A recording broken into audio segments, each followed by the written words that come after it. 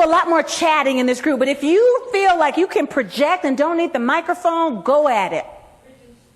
All right, she's saying that one of those would be for you reducing stress. Okay, that's her guess. What about you? Okay. Creating a habit. All right, she says that is probably one of the stages. Getting the rest that we need.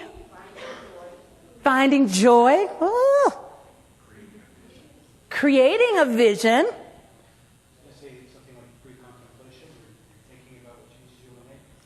Pre-contemplation, when you're thinking about what changes you want to make.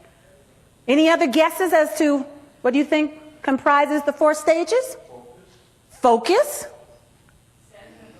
Setting a goal. Training. Ooh, that's a sharp group.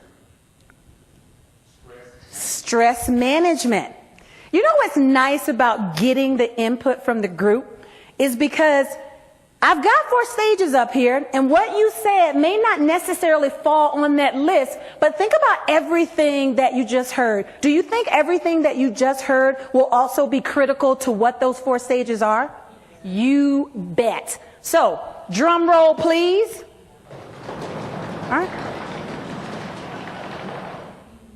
Information. That kind of threw you for a loop, right?